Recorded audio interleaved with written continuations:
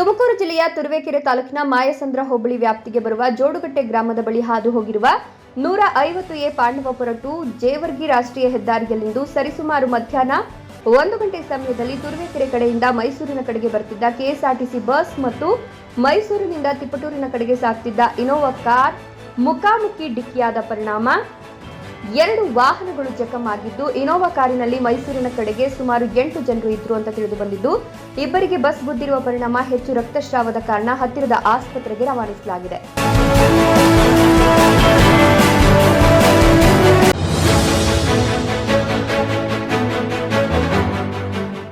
ತುರ್ತು ಪರಿಸ್ಥಿತಿ ಹೇರಿಕೆಯಿಂದ ದಕ್ಷಿಣ ಕನ್ನಡ ಜಿಲ್ಲೆಯ ಯಾವುದೇ ದುರ್ಬಲ ವರ್ಗದವರಿಗೆ ತೊಂದರೆಯಾಗಿಲ್ಲ, ಬದಲಾಗಿ ಪ್ರಗತಿಪರ ಕಾರ್ಯಕ್ರಮಗಳು ಯಥಾವತ್ತಾಗಿ ಜಾರಿಯಾಗಿದೆ ಅಂತ ಮಾಜಿ ಸಚಿವ ರಮಾನಾಥ ರೈ ಹೇಳಿದರು.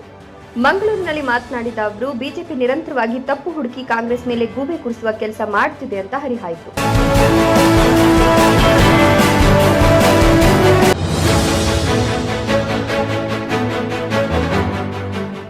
ಚೀರಲಕೊಪ್ಪ ಗ್ರಾಮದಲ್ಲಿ ಮೊಹರಂ ಆಚರಣೆ ವೇಳೆ ಹಿಂದೂ ಯುವಕನೋರ್ವ ಅಗ್ನಿಕುಂಡಕ್ಕೆ ಪ್ರವೇಶ ಮಾಡಿ ಕಂಬಳಿ ಹಾಸಿ ದೇವರ ಮುಂದೆ 3 ಬಾರಿ ಮಂಡಿಯೂರಿ ಶಿರಬಾಗಿ ನಮಸ್ಕರಿಸಿದ್ದಾರೆ.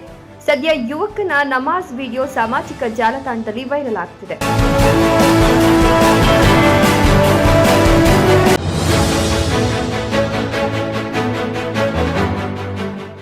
ಉತ್ತರ ಪ್ರದೇಶದ ಮೀರತ್ನಲ್ಲಿ 2.5 ವರ್ಷದ ಮಗುವನ್ನ ಬರ್ಬರವಾಗಿ ಹತ್ಯೆ ಮಾಡಲಾಗಿದೆ. ಮಗು ತನ್ನ ಚಿಕ್ಕಪ್ಪನ ಮದುವೆಗೆ ಬಂದಿದ್ಲು ಅಂತ ತಿಳಿದು ಬಂದಿದೆ. ಮದುವೆ ಮನೆಯಿಂದ ಅಮಾಯಕ ಮಗುವನ್ನ ಯಾರು ಕರೆದುಕೊಂಡು ಹೋದ್ರು ಅನ್ನೋದು ಪೊಲೀಸರಿಗೆ ನಿಗೂಢವಾಗಿದೆ. ಇಂತಹ ಭೀಕರ ಕೊಲೆ ಮಾಡಿದವರು ಯಾರು ಎಂಬುದು ಇನ್ನೂ ಪೊಲೀಸರಿಗೆ ತಿಳಿದು ಬಂದಿಲ್ಲ. ಘಟನೆ ಕುರಿತು ಮಾಹಿತಿ ಪಡೆದ ಎಸ್ಪಿ ಖುದ್ದು ಸ್ಥಳಕ್ಕಾಗಮಿಸಿ ತನಿಖೆ ಆರಂಭಿಸಿದ್ದಾರೆ.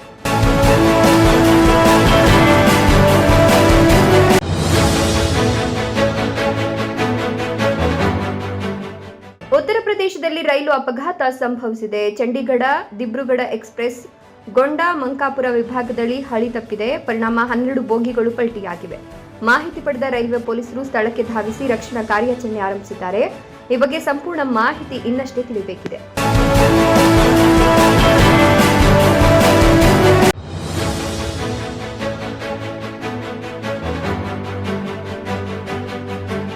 ಮಾರುಕಟ್ಟೆಯಲ್ಲಿ ಪದೇ ಪದೇ ಕಿರಿಸ್ತಿದ್ದ ಕಾಗೆಯನ್ನ ಕೋಳಿ ಮಾಂಸ ಮಾರಾಟದ ಅಂಗಡಿ ಮಾಲೀಕರೊಬ್ಬರು ಹಗ್ಗದಿಂದ ಕಟ್ಟಿ ಹಾಕಿರುವ ಘಟನೆ ಆಂಧ್ರಪ್ರದೇಶದ ಕೋನಸೀಮ ಜಿಲ್ಲೆಯಲ್ಲಿ ನಡೆದಿದೆ. ಅದನ್ನು ಗಮನಿಸಿದ ಕಾಗೆಗಳ ಗುಂಪೊಂದು ಕಾಗೆ ಬಿಡಿಸಲು ಹೆಣಗಾಡ್ತಿವೆ. ಈ ಕಾಗೆಗಳ ಉಪಟಳ ತಾಳಲಾರದೆ ಉಳಿದ ಅಂಗಡಿಕಾರರು ಸಂಕಷ್ಟಕ್ಕೆ ಸಿಲುಕಿದ್ರು. ಇದಕ್ಕೆ ಸಂಬಂಧಿಸಿದ ವಿಡಿಯೋ ನೆಟ್ನಲ್ಲಿ ವೈರಲ್ ಆಗ್ತಿದೆ.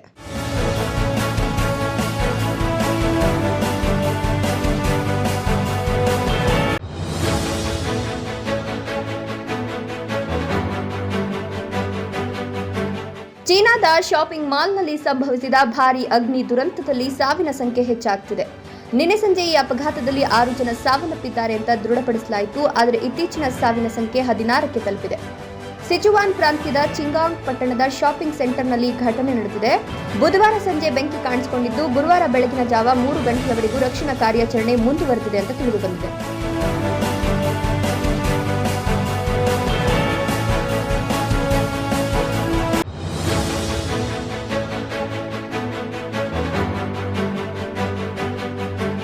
ಶೂ ಧರಿಸುವ ಮುನ್ನ ಬಹಳ ಎಚ್ಚರದಿಂದಿರಬೇಕು ಎಂದು ಹೇಳೋದು ಇದಕ್ಕೆ. ಮನೆಯ ಮುಂದೆ ಇರಿಸಲಾಗಿದ್ದ ಶೂಗಳಲ್ಲಿ ನಾಗರಹಾವು ಪತ್ತೆಯಾಗಿದ್ದು ತೀವ್ರ ಆತಂಕ ಸೃಷ್ಟಿಯಾಗಿತ್ತು. ಇದೀಗ ಇದಕ್ಕೆ ಸಂಬಂಧಿಸಿದ ವಿಡಿಯೋ ಸಾಮಾಜಿಕ ಜಾಲತಾಣದಲ್ಲಿ ವೈರಲ್ ಆಗಿದೆ. ನೀರಜ್ ಪ್ರಜಾಪತ್ ಎಂಬ ಹಾವು ಹಿಡಿಯುವವರು ಈ ವಿಡಿಯೋವನ್ನು ಇನ್ಸ್ಟಾಗ್ರಾಂನಲ್ಲಿ ಪೋಸ್ಟ್ ಮಾಡಿದ್ದಾರೆ. ಶೂ ಒಳಗೆ ದೊಡ್ಡ ನಾಗರಹಾವನ್ನ ಗಮನಿಸಿದ ಮನೆಯ ಮಾಲೀಕರು ಹಾವು ಹಿಡಿಯೋರಿಗೆ ಮಾಹಿತಿ ನೀಡಿದ್ದಾರೆ.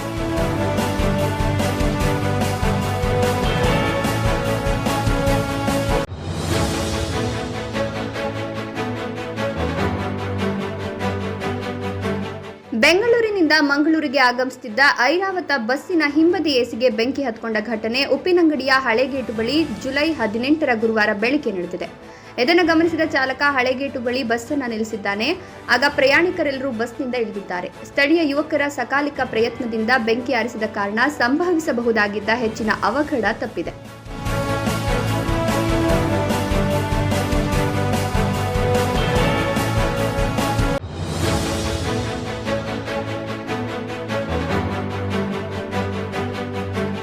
ಮಾರುಕಟ್ಟೆಯಲ್ಲಿ ಕಾರೊಂದು ನಿಯಂತ್ರಣ ಕಳೆದುಕೊಂಡು ಡಿಕ್ಕಿ ಹೊಡೆದಿದೆ. ಅದೃಷ್ಟವಶಾತ್ ದೊಡ್ಡ ಅಪಘಾತವೊಂದು ಸ್ವಲ್ಪತ್ರಲ್ಲೇ ತಪ್ಪಿದೆ.